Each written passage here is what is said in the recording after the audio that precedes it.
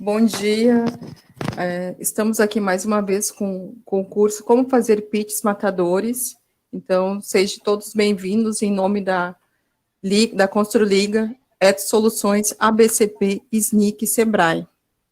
Então, hoje a gente conta aqui com a presença do nosso amigo Alexandre Pandolfo. Alexandre é engenheiro civil pela USP, com especialização em negócios pela SPM e Fundação Dom Cabral. Trabalhou em empresas como a Mills, Lafarge Holcim, Rotif. Então, hoje ele é sócio-diretor da Texica. Então, Pandolfo, muito obrigado aí por aceitar nosso convite. E agora é com você. Obrigado. Bom dia a todos. Eu queria, antes de mais nada, aí, as saudações aí para o pessoal que está interessado, está querendo me acompanhar ao longo da jornada dessa manhã. A ideia é a gente ficar com vocês, ficar juntos uma hora, né? Ao longo dessa uma hora, a ideia é de fazer uma apresentação que tem poucos slides, né? Até alinhado com o próprio conceito de pitch que eu vou sugerir para vocês. E a gente vai ter um espaço para pergunta que vocês podem trabalhar na tela de chat que deve aparecer na plataforma de vocês, sugerindo as perguntas. Tá? A depender da dinâmica, a gente vai fazer as respostas ao longo do caminho, ao longo da apresentação, ou a depender de como for, a gente vai deixar elas acumular para o final, com a moderação aí da colega Glécia. Ok? Eu queria agradecer o convite e a oportunidade, né, o pessoal da Etos, Felipe, da BCP, Glécia Janaína, Walter, né, o pessoal do SNIC, Sebrae, o pessoal que sempre está junto dos nossos eventos aí, onde eu tenho sempre muita satisfação e orgulho em poder estar participando e contribuindo de alguma forma. Começando a falar especificamente aí, já entrando na questão do meu tema, especificamente do tópico de como fazer pitches matadores, eu gostaria de falar, primeiro, como colocar um pouquinho a minha experiência, de onde veio a ideia e de onde veio essa provocação que o pessoal me fez, né, me sugeriu e que eu topei fazer o desafio. Ao longo dos últimos 3 ou 4 anos, eu montei uma pequena empresa de consultoria, né, até ligada, somada à minha experiência logo com o pessoal da Construliga, de 2016 para cá, 2016, 2017 para cá, e comecei a me envolver no mundo de inovação de uma forma mais agressiva, de uma forma mais forte. Eu já tinha tido uma passagem interessante lá na Lafarge Holcim, numa área de inovação, marketing e inovação, né, quando eu morei no Rio de Janeiro, fui gerente da área durante algum tempo, e a oportunidade, inclusive, que eu tive chance de conhecer o Felipe Honorato, da Etos, né, a gente se conheceu lá nesse momento, e aí essas histórias começaram a ficar mais frequentes para mim, né? Essas histórias, o conceito de inovação, de apresentação, de empreendedorismo, startup, consultech, proptech começou a ser desenvolvido. Eu comecei a frequentar muitos eventos, né? Fui colecionando aí diversas experiências, né? Outro dia eu estava tentando fazer um resgate aí desde o conceito lá da Construliga, onde a gente começou a receber iniciativas, startups para os seus pitches, para suas apresentações, né? Só naquela época a gente já está colecionando mais de 200 apresentações cara a cara, e se somar minhas outras experiências aí em Secov, em Mercas, algumas internacionais, certamente aí passando de 300.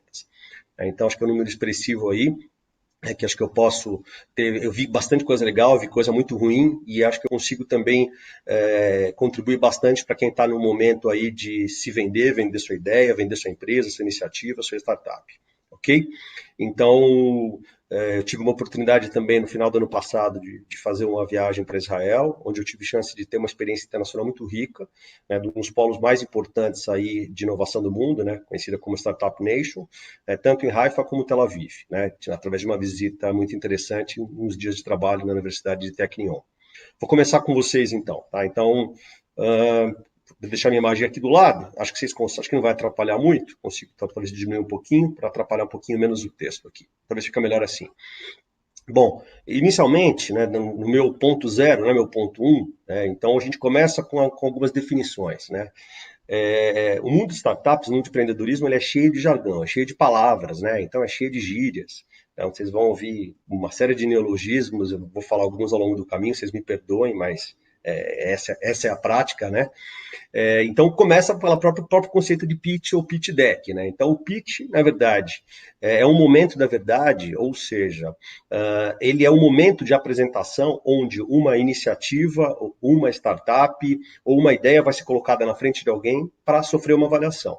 A expressão mais comum é pitch deck, né? Então, quando a gente fala de objetivos, a gente pode ter um objetivo mais comum, né, de vender uma ideia para o investidor, para fazer uma captação de recursos ou de investimento, e por vezes também se confunde a apresentação de pitch para um cliente, né, com uma apresentação comercial de uma ideia de um negócio. Isso também é um pitch, ok? Então, os objetivos eles podem ser, como eu disse, né, para você fazer uma captação de recurso, de investimento, né, convencer um investidor ou um fundo, né, um family office a botar dinheiro na tua iniciativa, na tua ideia, ou para um cliente, ok? Eu acho uma coisa fundamental a gente saber quando a gente vai fazer uma apresentação, para quem a gente vai fazer a apresentação, né? Então, para quem a gente pode ter um público, o tamanho do público, a qualificação do público. Então é importantíssimo a gente saber para quem a gente vai estar falando. Então é muito legal a gente saber hoje, se você for ter uma reunião com um fundo, com um cliente, hoje a gente tem uma série de ferramentas aí para pesquisar as pessoas, as empresas, as iniciativas e poder conhecê-las melhor, né? Então, por que não usar o LinkedIn e conhecer o histórico de um investidor, ou de um empresário, de um executivo, né? E criar já uma empatia numa fase inicial, falando coisas para ele, para dizer que você teve um interesse nele, na empresa dele, no negócio dele, né? Ou no track record dele, ou seja, a experiência dele que ele coleciona ao longo de vida. Então, isso é uma coisa interessante, né? Uma primeira sugestão aí, é legal saber para quem você vai estar falando, e se você tiver tempo, né, para isso, pesquise antes bastante informações a respeito da empresa, do fundo, do venture capital, das tais experiências do investidor ou da empresa que está falando com você, das pessoas que estão falando com você. Um terceiro ponto que eu coloquei é a questão quanto tempo, né? Então essa é uma variável bastante interessante, né? O ideal é que a gente tenha apresentações que possam ser customizáveis ou customizadas de acordo com o tempo que nos é dado, o tempo que a gente tem nos ofertado, para a gente fazer apresentações que podem ser muito curtas. Eu já participei de apresentações de 2 ou 3 minutos, por exemplo, o modelo usado lá pelo pessoal do Movimento, do Secov, né, quando eu estive na banca lá. Apresentações de meia hora, 40 minutos, 1 hora. Né? Então, isso depende muito da dinâmica ou do formalismo. Você pode ter uma apresentação com uma cadência inteira, continuar e fazer as perguntas ao final, ou ela ser entrecortada ou interrompida ao longo do caminho, para permitir que os comentários ou os questionamentos sejam feitos exatamente a miúde, conforme os temas vão surgindo. É importante você saber quanto tempo você vai ter, para você dimensionar, né? Primeiro, a apresentação que você está levando, o foco, né, entre que as pessoas estão dispostas a ouvir. Um quarto ponto que eu coloco aqui, é importante vocês saberem que nem sempre o CEO, o head, o presidente da empresa ou da iniciativa, né, ou o founder é o cara responsável para fazer o pitch, ou deve ser o cara responsável para fazer o pitch. Por que isso? Às vezes existem pessoas, quando a gente fala em pitch, a gente está falando em capacidade de comunicação. Capacidade de comunicação é um skill muito importante dos CEOs, dos líderes das empresas, mas nem sempre é o ponto mais forte deles. Então, às vezes você pode ter uma pessoa que ela não necessariamente é um dos fundadores, é um co-founder, mas ela tem condição de fazer uma apresentação de uma forma muito mais bacana, muito mais envolvente, muito mais eficiente do que o próprio fundador. Isso é um problema? Não, não é um problema. Mas é muito legal de que, na verdade, se você for fazer o pitch para fazer uma captação de recurso, quando a gente fala em pedir dinheiro, literalmente pedir investimento, é legal que o CEO esteja junto, minimamente, né? Mesmo que ele não seja a pessoa que faça a apresentação ao tempo, né? Isso aí respalda, isso aí autoriza, isso aí endossa, né? As conversas estão sendo feitas lá. Eu acho bem bacana também, nesse item 5 que eu coloquei, ainda na abertura sobre o pitch, falar vocês saberem um pouquinho sobre as questões que se chamam de tese do investidor. Quando a gente fala de tese do investidor, ou tese do investimento, a gente está falando de quais os tipos, ou quais as classificações de investimentos que as pessoas ou fundos investem né, como diretriz principal. Então, às vezes a gente tem fundos ou tem investidores que olham por estágio, ou seja, só investem em iniciativas que estão em estágio muito preliminar, chamado early stage, né? Existem algumas iniciativas ou alguns fundos, né, que trabalham investindo em segmentos específicos, né? Então, um exemplo da Potato Valley Ventures, né, que é uma das aconselhadas, um dos clientes que trabalham por aqui eu trabalho, uma das teses é o segmento. Então, o segmento lá é PropTech e Construtech, ou seja, startups do ramo de construção, ponto de vista aí de obra, de execução de obra, de projeto, e das PropTechs, ou seja, a propriedade imobiliária, o real estate, né? Existem investidores que olham só sistemas de SaaS, né, ou o software as a service. Existem investidores que trabalham também as questões do ticket. Eu falo, olha, meus investimentos eles vão da ordem de 200, 300, 400, 500 mil reais, 25, 50 mil reais. Então precisa entender se o que você vai pedir está em linha com o que o investidor está disposto a te dar. Isso é importante para não criar nenhum tipo de frustração. Talvez vocês tenham ouvido falar também, dentro do chamado método 10, 20, 40 que eu coloquei aí, que eu já vi também ele colocado como 10, 20, 30, né, e eu achei bibliografia dos dois, mas dizem que esse é um método desenvolvido pelo Google, tá? Então isso aqui também é outro toque interessante, que qualquer boa, grande ideia, ela pode ser desenvolvida, ou ela tem que ser desenvolvida em máximo de 10 slides, né? Então 10 slides do famoso PowerPoint, né? Através de no máximo de 20 minutos de apresentação, então 10 slides, 20 minutos de apresentação, e com fonte de tamanho 40. O que quer dizer isso? Para você não encher um slide de letrinhas e de palavras, de um monte de texto, que seu texto seja no mínimo 40, porque isso vai te obrigar a exercitar uma capacidade de síntese de uma forma absolutamente agressiva, né, muito sharp, muito nítida, e que você não possa, não deva e não tenha chance de ficar perdendo tempo com enchimento, com espuma, e sim só com conteúdo. Então esse é um método também que a gente deve pensar nisso, até para várias reuniões que a gente faz nas nossas empresas, nas nossas iniciativas, né? É o 10, 20, 40, né? Então 10 slides, 20 minutos, em fonte 40 no mínimo, né? Então, um negócio bastante interessante. Bom, nós já somos 46 pessoas na sala, obrigado para quem está chegando agora.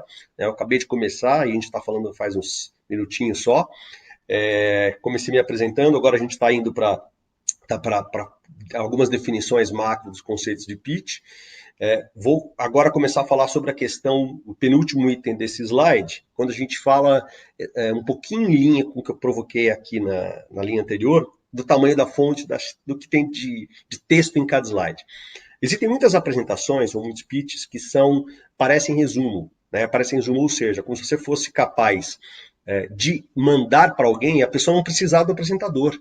Então, assim, naturalmente que às vezes você vai poder disparar por WhatsApp ou por e-mail, por um arquivo aí para download, uma apresentação que ela sim deve ser um resumo, ela deve falar por si mesmo, mas o ideal para a defesa de uma apresentação é que ela seja feita de forma presencial. Então, eu gosto muito de apresentações ou de conteúdos que sirvam de provocações, né? Ou seja, que eles sirvam para você ter um segundo momento, uma segunda oportunidade de ser chamado para uma apresentação pessoal. Aí você tem chance de tomar uma temperatura, verificar o calor da coisa, o interesse, olhar no cara a cara, verificar a linguagem corporal de quem está na tua frente, verificar quem são os pontos de decisão ali e, portanto, fazer uma apresentação mais alinhada à expectativa do teu cliente / investidor, né?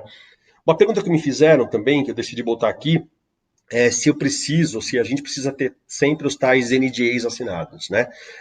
Acordos de confidencialidade, o termo de confidencialidade, ou tal Non-Disclosure Agreement. Precisamos ter? Sim ou não? Bom, primeiro, né? Então vocês já devem ter ouvido algumas vezes que a questão das ideias, elas têm valor quando elas viram execução. Então, isso quer dizer o seguinte, que ideia não vale nada, que ideia só vale se você se sai da cabeça e vai para os braços, vai para as mãos, se transforma em execução. Agora, se alguém tiver a sua ideia, tiver acesso à tua ideia, tiver uma capacidade de execução, isso possa ser uma ameaça para você, eu recomendo que você faça assim e tenha um NDA. Então, faça um NDA de uma página só, 2 páginas, que seja algo bastante simples, mas que tente dar uma segurança ou um respaldo jurídico em relação à tua iniciativa. Tá? Se você está numa fase talvez muito precoce, não tenha desenho de produto validado, está numa fase muito lá para ideação, muito de conceituação, isso vale muito pouco. Isso talvez seja uma burocracia que não diga muito. A não ser que seja assim a ideia, que seja assim que você acha extremamente diferente, disruptiva, com enorme potencial e você não quer dividir isso com ninguém, você precisa trabalhar isso melhor. Né? Então, aí sim, talvez valha a pena você assinar e ter um NDA assinado, ok?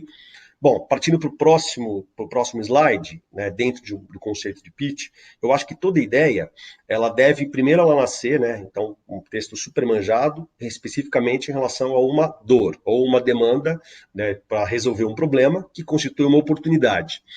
Então, primeiro você precisa caracterizar claramente. Então, quem vai estar fazendo a apresentação do pitch, que vai estar fazendo pitch, é interessante que tem um problema, que seja um problema bacana, que seja um problema que faça sentido, que seja de muita gente, né? E a gente coloca lá, será que é um problema, uma solução que seria legal eu ter ou seria necessário eu ter? Eu tá em nice to have ou must have? Então, assim, é legal você pensar no must have, que o teu problema seja que uma solução seja muito, desenvolvimento de uma solução seja um dever, ou seja, é necessário ter uma solução para um problema que faça sentido.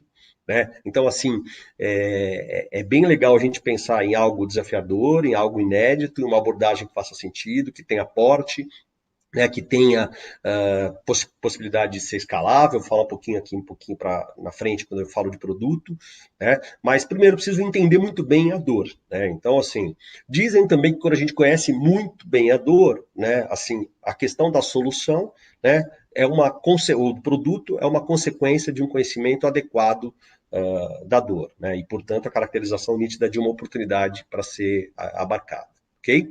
Vamos lá. Então, uma outra coisa fundamental aí quando a gente também coloca nas nossas apresentações, os nossos pitches, a questão do tamanho do mercado. Existe uma apresentação ou uma conceituação através dessas três letrinhas aí, né, que é o tal Tan San Son. Eu não sei quem, então eu não sei quem conhece exatamente esses termos, mas são os três termos que a gente trabalha, né, então onde a gente caracteriza, primeiro, numa esfera maior, né,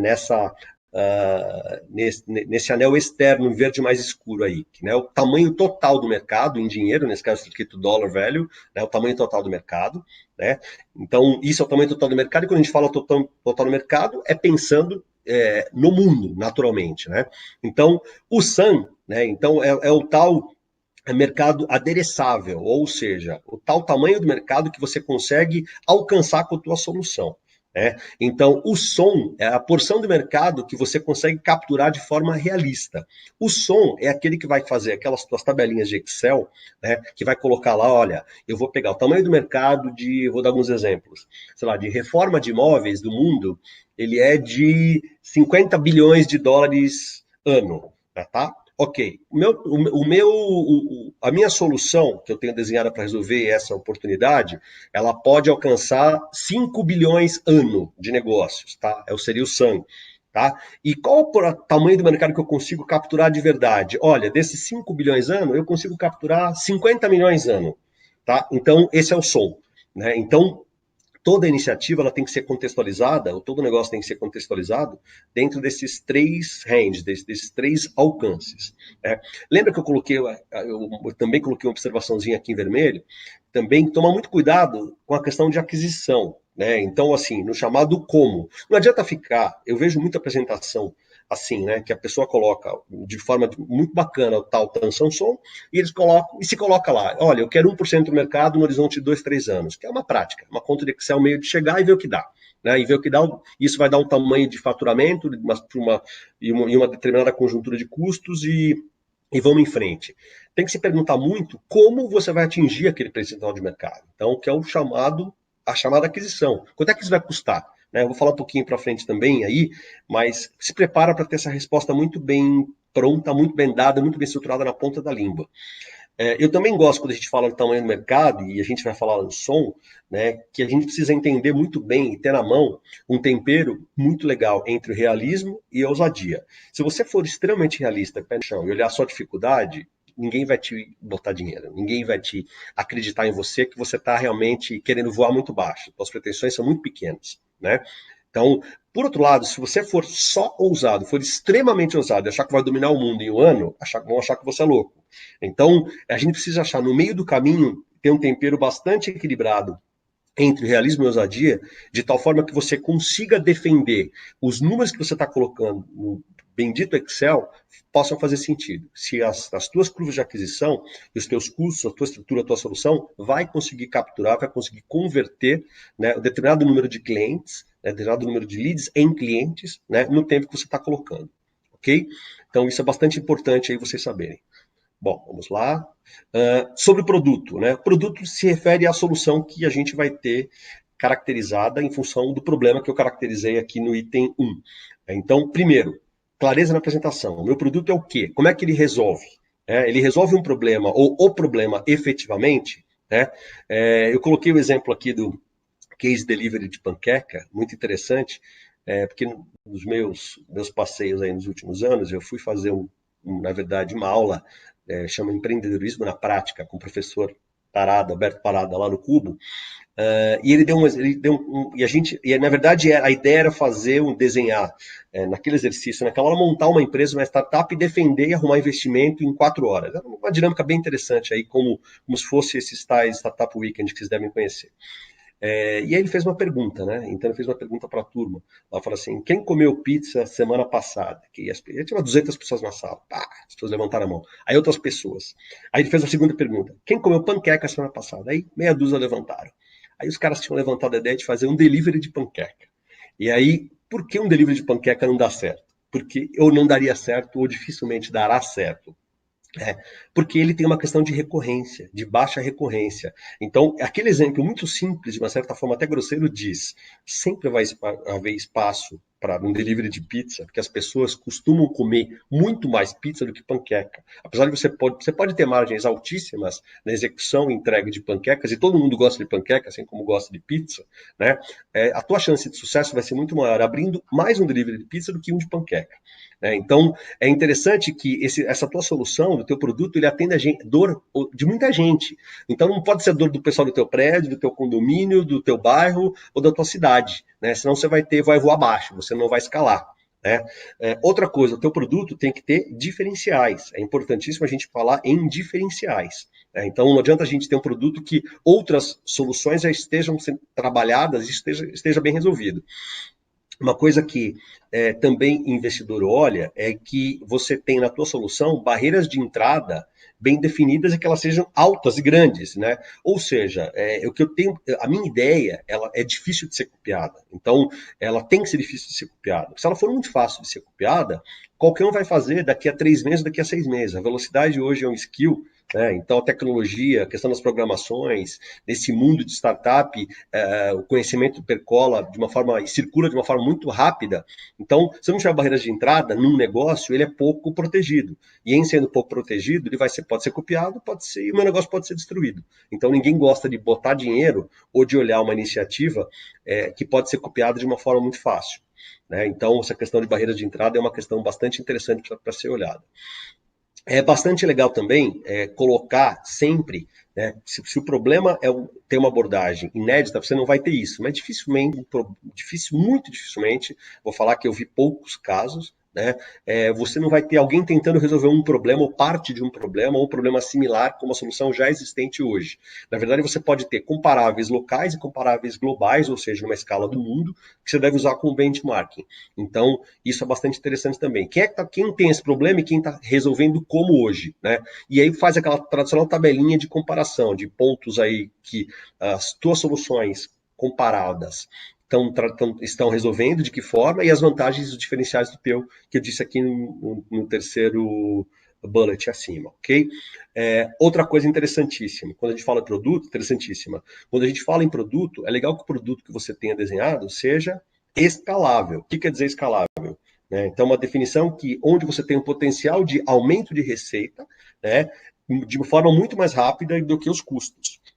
Então, é a famosa receita exponencial e os custos lineares. né? Então, é interessante isso. Então, imaginar que você tenha o famoso exemplo lá do Uber no passado, né, que vocês sabem que está em, sei lá, algumas dezenas de países, né, com uma estrutura de 10 pessoas, conseguia ter 50 milhões de motoristas trabalhando, e de repente, para ter 500 milhões de motoristas trabalhando, ele botou mais 4, 5 pessoas só. Então, ele multiplicou, sei lá, por 10 ou por 15 e aumentou um custo que talvez em 30, 40, 50%. Né? Então, isso é questão de você ser escalável, ok? Então, o produto tem que ser escalável para você botar no teu pitch que você tem uma solução bacana, né? Importantíssimo quando a gente fala, há dois slides eu estava falando na questão da ousadia, né? Que é a tal aquisição. Aquisição é um termo que se dá para você conquistar cliente, né? Então, como é que você vai botar cliente ou do teu chamado funil de vendas ou pipeline de vendas, transformar clientes potenciais ou leads ou prospects, né, em clientes convertidos. É importante que você tenha isso muito desenhado no chamado desenho da jornada do cliente. Então, a jornada do cliente, na verdade, é todo o desenho de relacionamento dos pontos de contato que você tem, de clientes que chegam pelo seu site, pelo WhatsApp, por telefone, que de repente, ou por um banner na rua. A gente pode falar uma série de coisas. A gente está falando de muitas iniciativas digitais, mas o mundo não é só digital. Existe muito mundo analógico ainda. Coloco aqui por último também no final, né? É importante aí, portanto, definir no vermelhinho aí como as vendas serão feitas. Associar isso também a um plano de marketing. Então, para eu vender determinada quantidade, determinado volume que eu coloquei no meu bom Excel, né?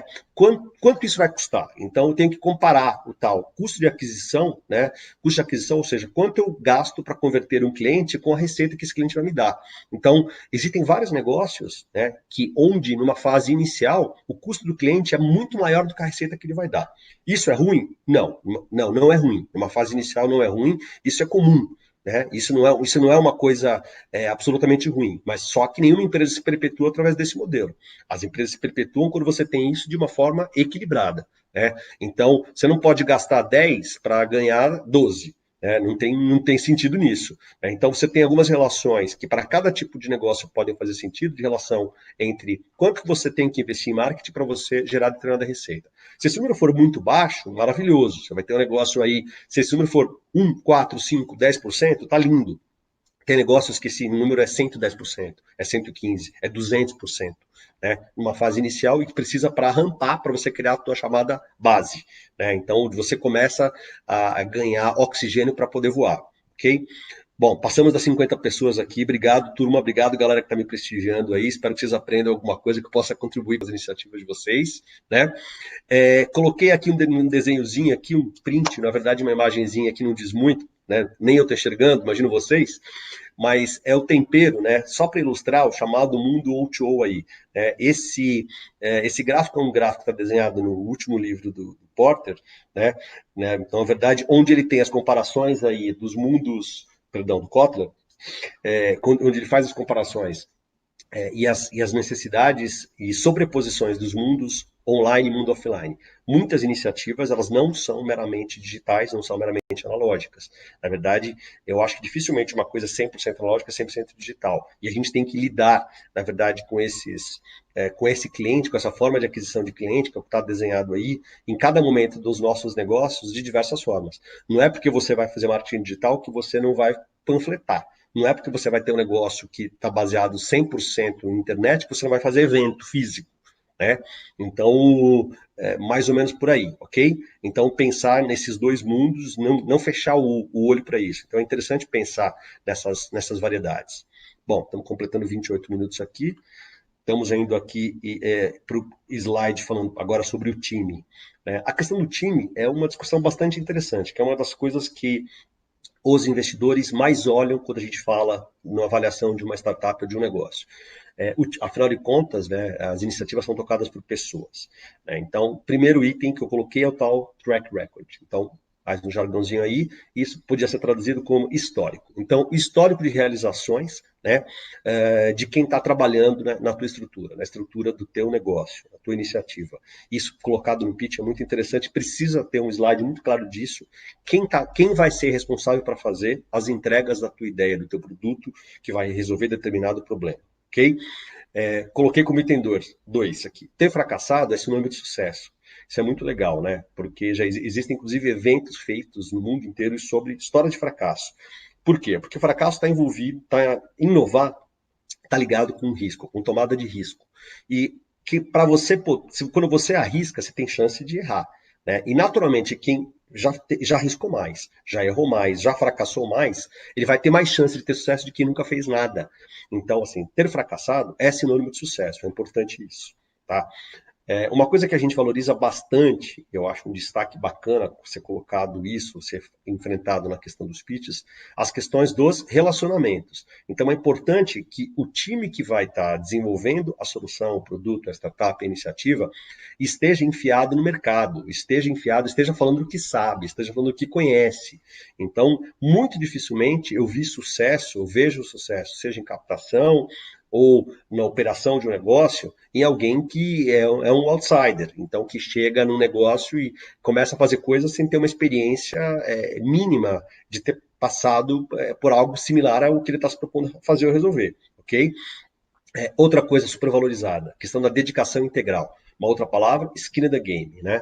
Isso aí significa tal pele no jogo, né? Então, assim, a vida no jogo, a pele no jogo, onde o empreendedor ou o head da iniciativa, é muito legal que ele tenha dedicação integral, né, desde o início do projeto. Se possível, isso é muito valorizado. Se o cara tiver, né, a iniciativa, a startup, como negócio 2 ou como 3, ou ele toca quando dá, isso não é uma coisa que dá uma segurança legal, porque o cara tá botando ovo, não tá botando bacon, não tá botando tal skin in the game, tá sem skin in the game. Então isso não é uma coisa legal, ok? E aí, já falando de novo aqui sobre a questão do empreendedor, também está negritado aqui em vermelho, porque a questão do empreendedor eu vejo como quando a gente faz uma avaliação de uma iniciativa, a gente tem dois quadrantes, né? Então existem várias metodologias, vários frames disso, vários modos de avaliação de uma iniciativa. Mas todas elas contemplam um lado do empreendedor e um lado da ideia. Né? Então a questão às vezes você tem um empreendedor numa ideia que não é legal, e às vezes você tem uma ideia que é um empreendedor que não é legal numa ideia maravilhosa. Então às vezes a gente pode fazer esses mixes, né, de forma adequada, mas o cara é muito olhado. Quer saber se o cara realmente tem resiliência, sangue nos olhos, dedicação, capacidade de reação, proatividade, alta iniciativa, ele é automotivado, né? Então essas coisas todas são muito olhadas dos caras. Se o cara tem aquele brilho no olho, aquela vontade de fazer acontecer, né? Tem que ter uma certa arrogância, uma certa prepotência em dizer que a solução dele é bacana, que é legal, que ele vai convencer gente que às vezes sabe muito mais que ele, né? Então que já tem um histórico de vida que ele não tem. Então é muito interessante olhar isso. A questão do empreendedor é muito olhada, é importante que ele seja aí algo muito bem trabalhado nos pitches, ok? Na formação do time, a questão de complementariedade. Então, assim, naturalmente, é legal que não sejam pessoas trabalhando juntas iguais, com um perfil muito igual. Então, é legal que alguém tenha uma pegada de tecnologia, alguém uma pegada de financeira, alguém uma pegada comercial. Então, alguém com uma pegada administrativa financeira, como eu falei para vocês, alguém de gestão, depende do que você está fazendo, alguém numa área operacional forte. Dificilmente alguém é bom em tudo.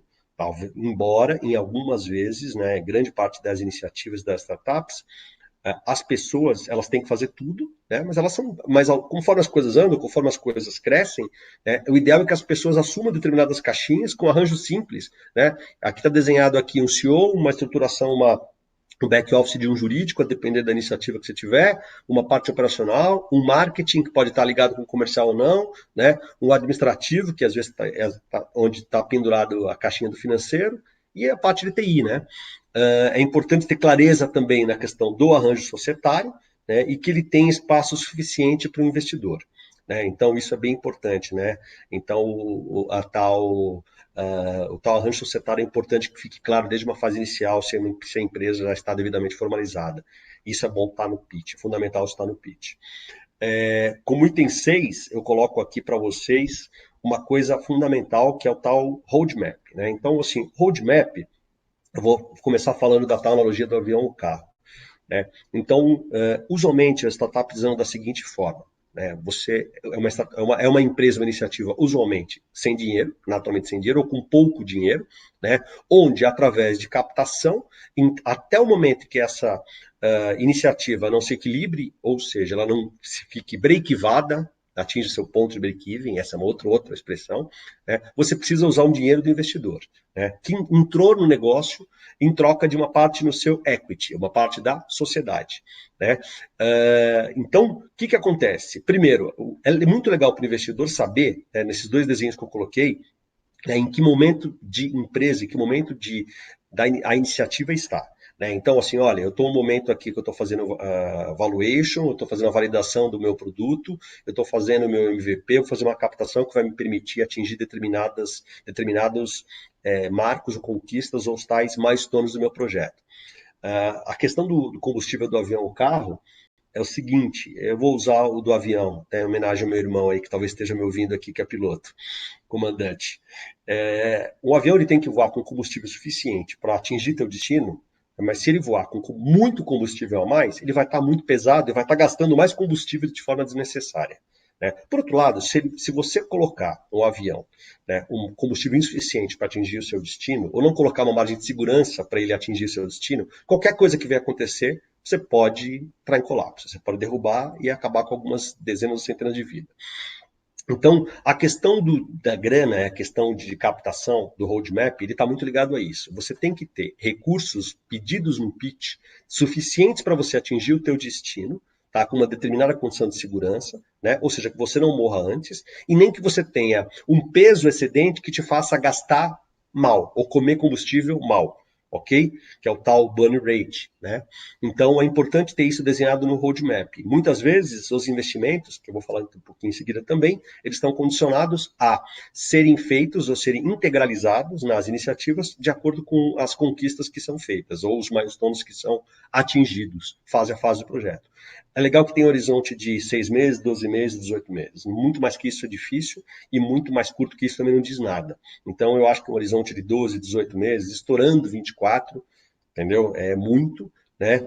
E 3 meses não é nada. Então alguma coisa aí depende da iniciativa, depende do que você for fazer, mas eu acho legal se pensar num desenho, né, de uma trajetória, de um mapa, né, que seja feito no horizonte aí próximo de 1 ano, tá? A depender de outras iniciativas que você pode desenhar segundo, terceiro, quarto ano em operação, de novo, com algo mais específico. Como item 7, né, então eu coloco aqui faço a provocação da questão do valuation. A provocação do valuation é o seguinte, é um tema extremamente polêmico, ele foi inclusive tema, tema inclusive de algumas palestras nesse webinar aqui, do Todos pela Construção, que é algo bastante importante, a gente tem várias metodologias, né? Então eu fiz a provocação aqui, né? Discussão, futebol, política, e agora na hora a cloriquina, se é legal, se deve usar, se deve, na fase inicial do tratamento da Covid ou não, isso é super polêmico. Não existe consenso muito claro, até porque o que acontece? Quando a gente fala em avaliações de empresas, né, existem metodologias muito mais claras, né, então, onde você pode trabalhar com fluxo de caixa descontado, múltiplos de EBITDA, 5, 6, 8, 10, 12 EBITDAs anuais, etc. e tal, isso é muito mais simples. Só que quando a gente fala de uma startup, às vezes você não tem nem faturamento no mês seguinte, às vezes você não tem faturamento. Então, como saber quanto vale uma iniciativa? Isso é bastante difícil, né? E aí eu coloco uma frasezinha aí provocativa aos colegas engenheiros, né? E a todos de tecnologia também, né? Por que não? Que o Excel é um cão fiel, ele aceita tudo. Então, qualquer número que você colocar nele, ele não vai dizer tá muito, tá pouco, tá arrojado, tá tímido, você tá louco, ele não vai falar isso. Então, qualquer número que você colocar lá, ele vai te dar algum número na última fórmula que você quer chegar, o que você quer apresentar. Então, você pode botar aquele tamanho do mercado que eu falei lá atrás, né? E se eu colocar 1%, meio por cento, 1%, eu vou chegar em resultados que eu quiser chegar. Então, e a questão do valuation vai ser decorrência disso tudo. Agora, o que tem de racional nisso? Isso tem que ser muito defendido. Isso tem que ter alguma racionalidade. Você tem que saber de onde vem. Primeiro, a estrutura que vai fazer aquilo rodar, que vai fazer aquilo botar em pé, né, por um lado, e por outro lado, quanto é que você vai faturar. Né? Então, qual o teu tempo aí tua dificuldade de aquisição de clientes? Né? Algumas pessoas me perguntaram, pô, mas isso é muito filosófico, muito conceitual, e aí, o que você tem visto aí? Aí eu decidi colocar alguns números aqui embaixo, coisas que eu tenho visto, tá? Então, assim, se você tiver só uma ideia, algo muito early stage, tá? A gente está falando em negócios de valuation de 1 a 2 milhões de reais. Um pouco menos, um pouco mais, né? Dificilmente menos do que 1, dificilmente muito mais do que 2. Às vezes 3, 4, dificilmente, muito dificilmente. É mais para a faixa de 1 e 2. Se você já tem uma solução validada, já passou uma fase de MVP, você já pode pensar em alguma coisa como de 3 a 5, 6, mais ou menos, ok? Então, se você tem uma startup break-even entre 4 aspas aí, 2 e 2, um par de aspas aí, ou seja, em equilíbrio, ou seja, já gerando resultado, já tracionando e equilibrando receita com despesas, você já tem coisas que já estão mais desenvolvidas, você já pode pensar em coisas que saem dos 4, 5, 6, 10, 12 milhões de reais. Esses são ranges aproximados, né? Às vezes eu já vi PPT de 4, né? Eu já vi startup brequivada de 3, mas eu estou dizendo que são ranges mais prováveis quando a gente fala de valuation. Né? Muito cuidado, é importante que na questão do valuation, que a gente tenha uma defesa muito bacana do que a gente está propondo, do que a gente está falando. Ok? Então, isso no pitch matador tem que estar desenhado, tem que estar colocado. Isso tem que estar muito bem embasado. Da onde vieram? Essa é uma pergunta que sai sempre. Pergunta sempre. Da onde você tirou esse valuation? Qual o racional da avaliação dessa tua empresa? Como é que você. Então, quando a gente. E se você pegar e estressar a questão da resposta, como é que você vai adquirir cliente? Né? Quanto é que vai custar para isso? A questão do valuation ela é decorrência dessas coisas, mas ela é sempre necessariamente abordada, ok? Bom, a gente está chegando aqui aos 40 minutos, estou quase encerrando aqui, né? A gente vai ter um espaço para pergunta em seguida, que a Glécia vai estar moderando aqui para me ajudar. Eu queria também colocar nesse slide 8 uma coisa importantíssima. Quando a gente fala em pitch de captação, é muito importante onde vocês vão colocar o dinheiro captado. Né? Então, duas outras palavras. Qual é o tal runaway ou qual o tal burn rate? Ou seja, qual a taxa de queima, né, que esses investimentos que entrarem, né, vão ser consumidos ao longo de... Então, se eu botar 500 mil reais e eu estou precisando de 50 mil reais por mês, o meu tal burn rate é 50 mil mês e eu tenho um runway de 10 meses. Né? Então, aí, beleza, então tá, eu botei 500 mil. Onde é que eu vou botar esses 500 mil reais? Assim, eu peguei um slidezinho de uma iniciativa que a gente trabalhou ano passado, isso é uma iniciativa de 2018, tomei liberdade de botar aqui sem identificar, né? Mas vocês podem colocar em percentual, né? Ou em reais colocados. Então, assim, olha, eu quero 500 mil reais por 10% da minha empresa. Ou seja, pensei em 5 milhões de valuation. Ok? Beleza. Onde é que você vai botar esse dinheiro? Ó, 70% eu vou botar em equipe, eu vou botar 15% em suporte, 10% em marketing e 10% em TI, sei lá, alguma coisa assim. Então, é importante para o investidor saber dentro de um pitch para onde ele está direcionando o dinheiro dele. Como é que está sendo feita a alocação dos recursos da captação, ok?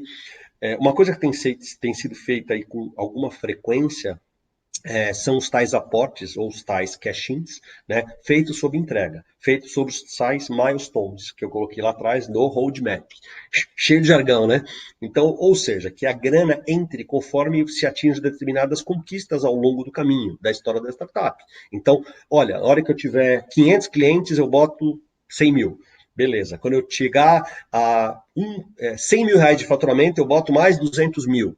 Ok? E aí a gente na verdade faz um contrato de opção de compra numa fase inicial da startup, lá onde foi fechada a captação, e essa grana vai entrando conforme as conquistas vão sendo entregues, mais ou menos como premiações, né, ou como comprometimentos, né, entre o que está sendo prometido e o que está sendo entregue efetivamente, ok? Então são os cash-ins feitos sob entregas. É interessante isso. Não era uma coisa muito comum nos últimos 2, 3 anos, não. Agora passou a ser bastante comum.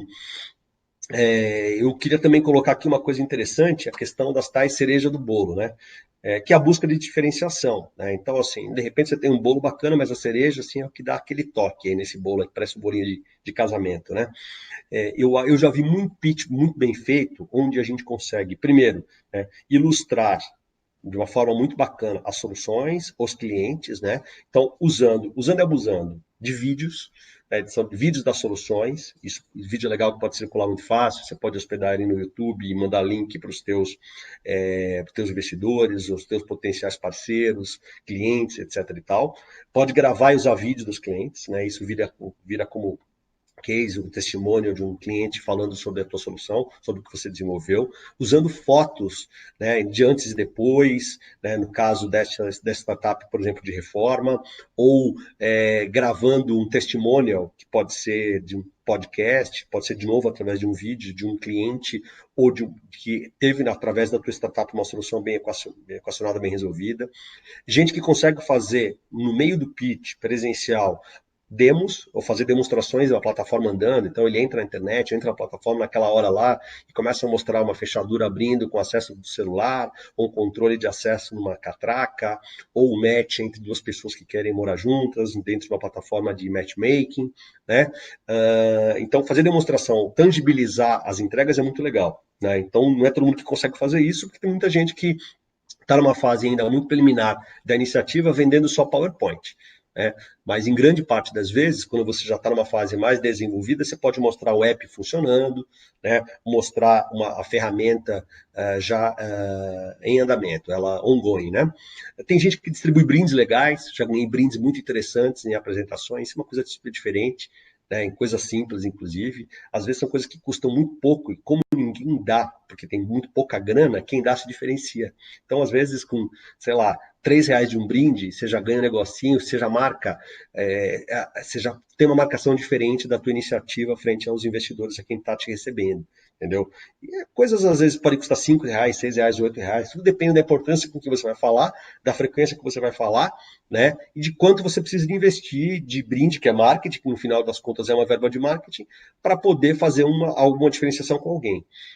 Eu acho muito legal também colocar aqui como cereja do bolo, tentar sair das reuniões com duas coisas, né? Primeiro, tal, mais uma palavra bonita, né? Tal commitment, né? Que quer dizer compromisso ou comprometimento, né? Para saber, olha, quando é que vocês vão dar uma posição a respeito disso? Semana que vem? Uma semana? 15 dias? Qual é o rito de vocês? Qual é o processo de vocês?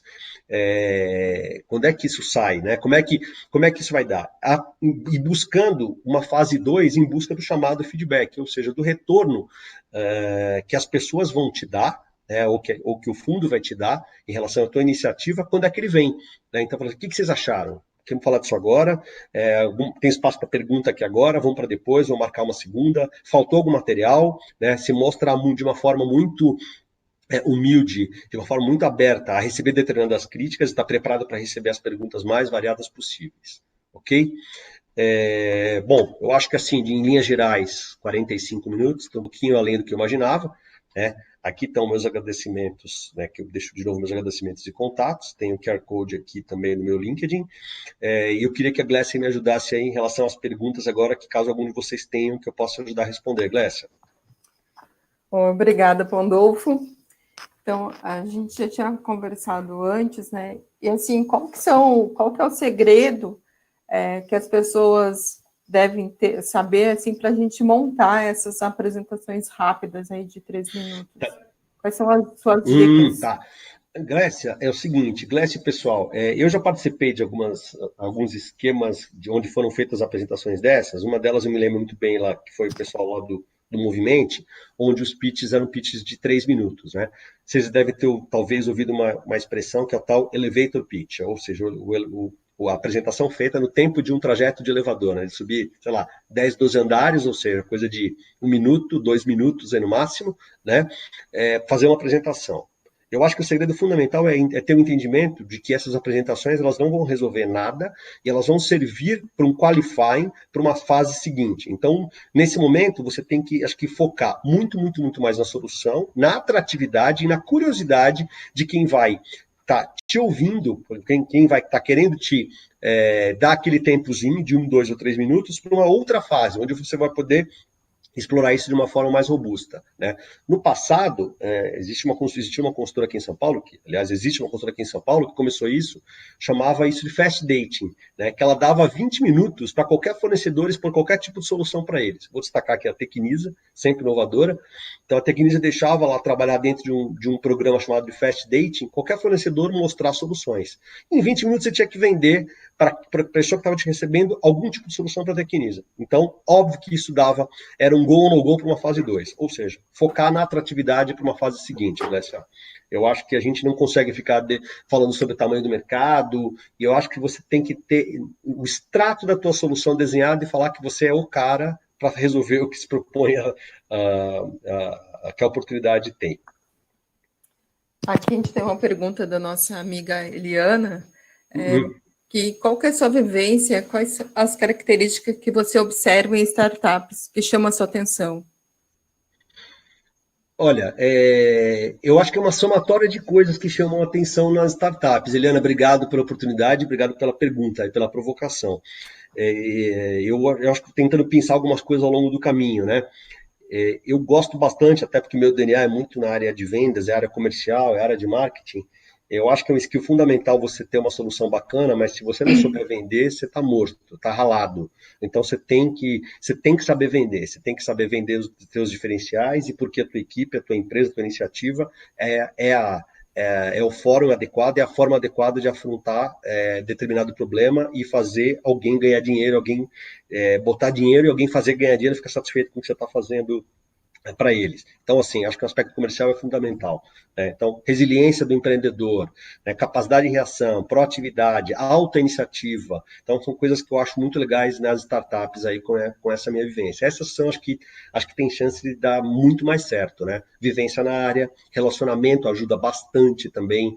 Então, assim, ter humildade, rodar o mercado, então, ir em muito evento, ler, estudar, tá sempre muito antenado, que essas coisas de tecnologia, elas são muito rápidas, então elas têm você precisa ter um ritmo interessante, né? Então, essa questão da velocidade e tempo de resposta eu acho fundamental, William. Essas são as coisas que me vêm à cabeça agora.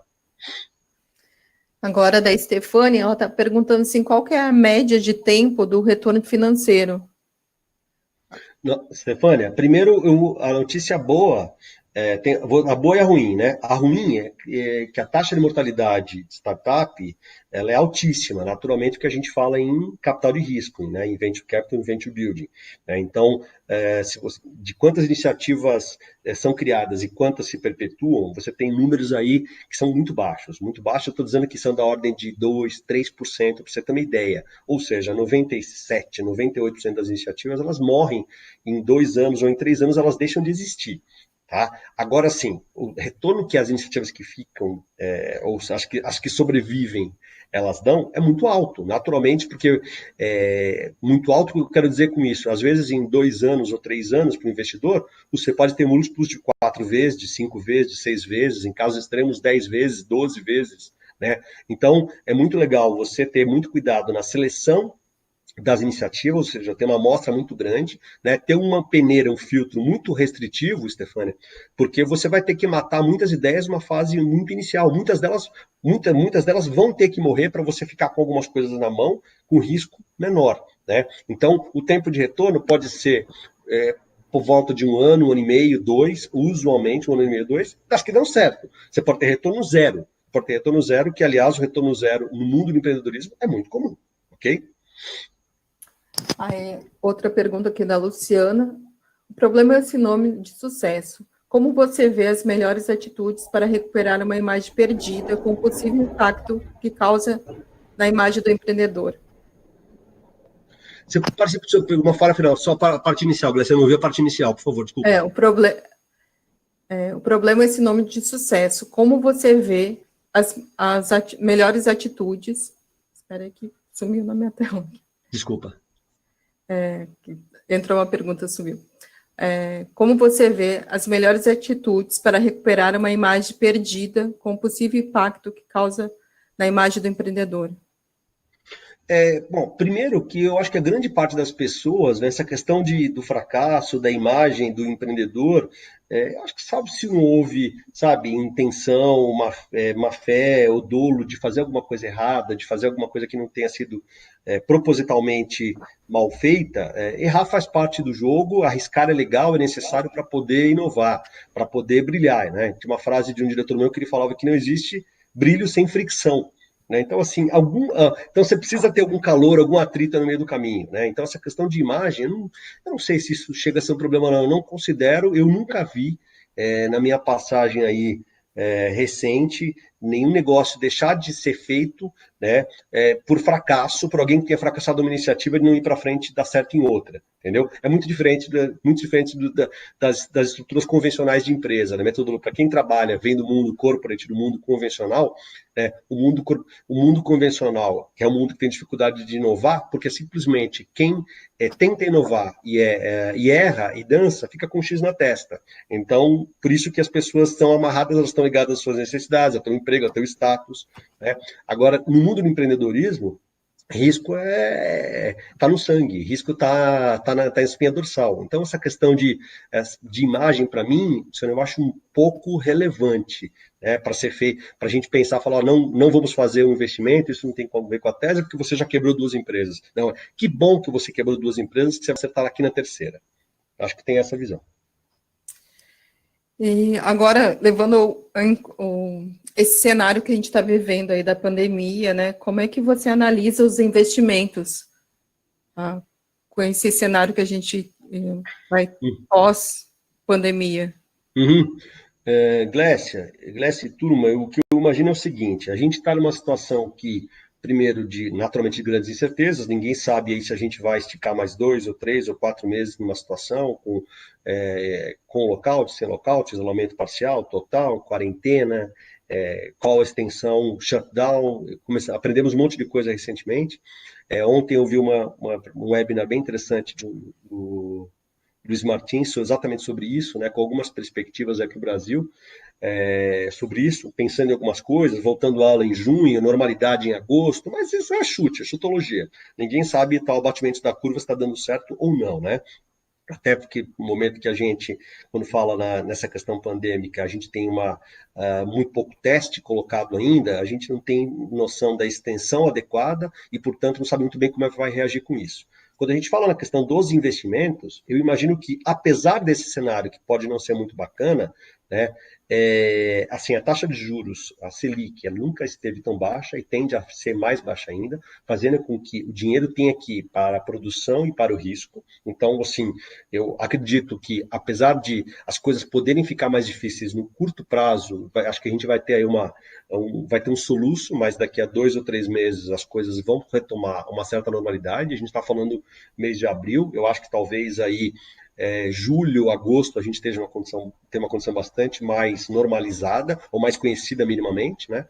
E até, curiosamente, num dos fundos que eu conheço, ele está no momento, agora, assinando captações nesse momento, exatamente com esse cenário. Né? Ou seja, tem gente para tudo. É mais difícil? É mais difícil, já que quando a gente fala em momentos de incerteza, o dinheiro tende a ir para portos seguros, para capitais com baixo risco, né, para investimentos de baixo risco, tudo que não tem numa startup. Né? Por outro lado, a gente tem conjunturas macroeconômicas, né, que são muito maiores do que um solavanco que o mundo está sofrendo, mas que vai superar daqui a 3, 4 ou 6 meses. Então, acho que passado o solavanco, a gente vai retomar e talvez, a depender da retomada em V ou W, L, seja lá como for, vai ser bacana e vai ser legal continuar nisso. Bom, a gente vai estar finalizando aqui, só mais uma pergunta aqui, acho que pode ser uma dica, né? Sim. Como que a gente começa a empreender? Como que você vê isso? Bacana. Boa pergunta, boa pergunta. Sabe que há uns 2 ou 3 anos foi um dos meus primeiros artigos que eu fiz no blog da Liga, era mais ou menos isso, né? Era como empreender.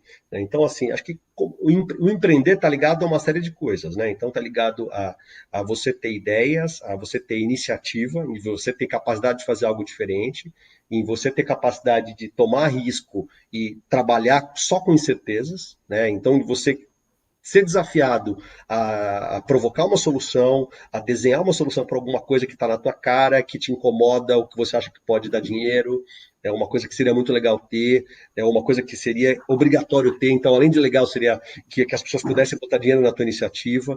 Né? Então, isso é muito interessante aí. Então, eu acho, primeiro, frequentar eventos, acompanhar muitos webinars agora, tem muita coisa na internet, frequentar aceleradoras, incubadoras, conhecer as pessoas, rodar hubs, aí isso é importante, a gente tem hubs setoriais aí, especificamente no ramo de construção, aí, com eventos semanais, com coisas muito interessantes, né? Acompanhar a gente no LinkedIn também, tem muita gente postando muito conteúdo interessante, né? Se aproximar de gente que tenha essa ideia, essa vibe, essa pegada de querer fazer algo de fazer algo junto, mas que seja complementar, ou seja, que sonhe junto, né? Mas que enfrente determinadas coisas complementares na jornada do empreender, que é muito difícil, tem que ter muita persistência, muita resiliência, a palavra da moda também aí, e eu acho que são talvez as dicas mais importantes, tá? Ser muito antenado, muito ligado em tecnologia, se informar muito, eu acho que são as coisas aí mais determinantes,